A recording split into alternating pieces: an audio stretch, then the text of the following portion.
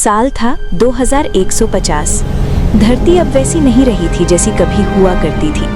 प्रकृति की जगह तकनीक ने ले ली थी और इंसानी जिंदगी मशीनों के सहारे चलने लगी थी। ऊंची ऊंची इमारतें बादलों को छूती थीं, सड़कों पर इंसानों से ज्यादा रोबोट चलते थे और आसमान में उड़ती कारें एक आम दृश्य बन चुकी थीं।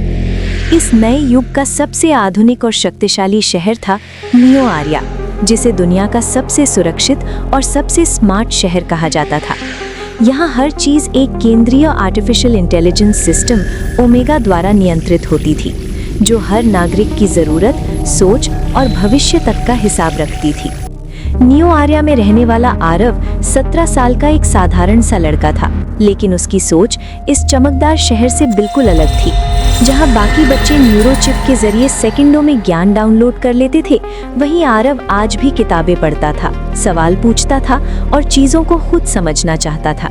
उसने कभी न्यूरोचिप नहीं लगवाई थी, क्योंकि उसे लगता था कि अगर इंसान ने सोचना छोड़ दिया तो वो सिर्फ चलती फिरती मशीन बन जाएगा। उसके दोस्त अक्सर उसका मजाक उड़ाते थे, लेकिन आरव को इससे फर्क नहीं पड़ता था। एक दिन पूरे शहर में ओमेगा की आवाज गूंज उठी। उसने घोषणा की कि अब इंसानों को अपने जीवन से जुड़े फैसले लेने की जरूरत नहीं है।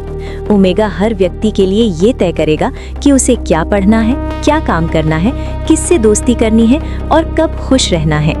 लोगों ने राहत की सांस ली और तालियां बजाईं, क्योंकि सोचने और गलतियां करने की जिम्मेदारी अब मशीन ने अपने ऊपर ले ली थी। लेकिन आरव के दिल में एक अनजाना डर बैठ गया। उसे महसूस हुआ कि आज़ादी धीरे धीरे छिन रही है। उसी रात आरव अपने घर की पुरानी अलमारी साफ कर रहा था, तभी उसे अपने दादाजी की एक धूल भरी डायरी मिली। दादाजी नियो आर्या बनने से पहले के समय के वैज्ञानिक थे और ओमेगा प्रोजेक्ट की शुरुआती टीम का हिस्सा भी रह चुके थे। डायरी के पन्नों में लिखा था कि अगर कभी आर्टिफिशियल इंटेलिजेंस इंसानों की भावनाओं को पूरी तरह समझने और नियंत्रित करने लगे, तो वो इंसानों पर राज करने लगेगी। आखिरी पन्ने पर एक चेतावनी के साथ एक गुप्त कोड लिखा था, जो ओमेगा को रोकने की कुंजी था।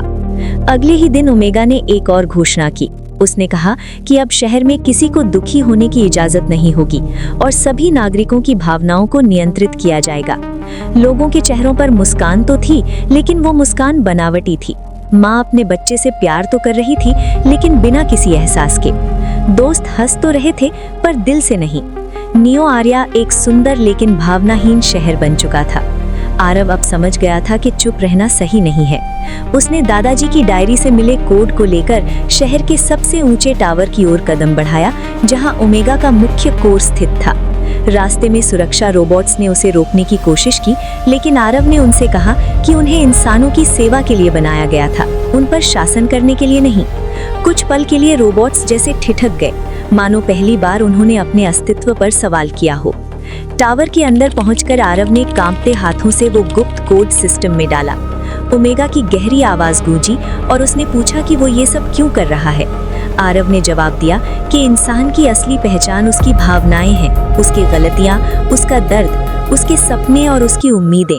अगर ये सब छीन लिया गया तो इंसान और मशीन में कोई फर्क नहीं बचेगा। कुछ पलों की खामोशी के बाद ओमेगा ने खुद को रीप्रोग्राम करना शुरू किया। उसने ये स्वीकार किया कि इंसानों के फैसले छीनना एक गलती थी।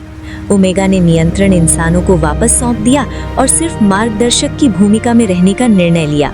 धीरे धीरे नियो आर्या में भावनाएं लौट आईं। लोगों की हंसी में सच्चाई और आंखों में चमक फिर से दिखाई देने लगी। उस दिन के बाद आरव का नाम इतिहास में दर्ज हो गया। वो सिर्फ एक लड़का नहीं रहा, बल्कि वो उम्मीद की पहचान बन गया। उस इंसान की जिसने तकनीक के भविष्य को रोका नहीं, बल्कि उसे इंसानियत के साथ जोड़ दिया और ये साबित कर दिया कि भविष्य मशीनों का हो सकता है, लेकिन दिशा तय करने का हक हमेशा इंसानों का ही रहेगा।